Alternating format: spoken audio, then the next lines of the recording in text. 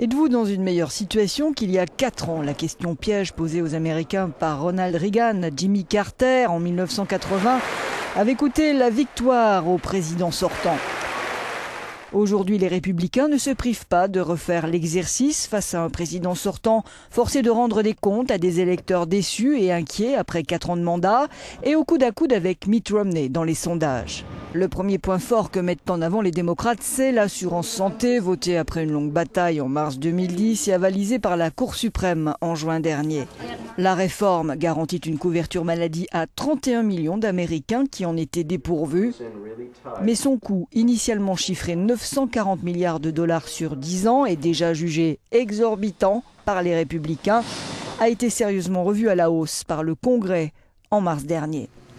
Un acquis qui ne suffit pas à rassurer les 43% d'Américains qui, selon les sondages, jugent mauvaise la situation économique. Aujourd'hui, le taux de chômage est de 8,3%, alors qu'il était de 7,8% quand Barack Obama a pris ses fonctions. Les 800 milliards de dollars injectés dans l'économie à son arrivée au pouvoir, notamment dans le secteur automobile et de l'immobilier, n'ont pas suffi à combattre la morosité économique. L'autre bilan que veut défendre l'équipe démocrate, c'est son action en matière de sécurité nationale et de politique extérieure. Le 44e président des États-Unis a mis fin à la guerre en Irak.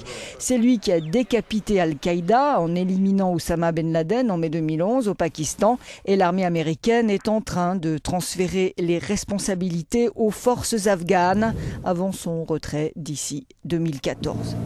Barack Obama, prix Nobel de la paix en 2009, qui souligne lui-même que la préférence donnée au dialogue porte ses fruits, notamment avec la Russie qui a autorisé le transfert via son territoire du matériel de l'OTAN vers l'Afghanistan. Pour autant, pour beaucoup d'observateurs, la campagne du président sortant n'a pas la flamboyance de celle de 2008. Beaucoup de promesses qu'il avait annoncées alors n'ont pas été tenues, à commencer par la fermeture de la base de Guantanamo.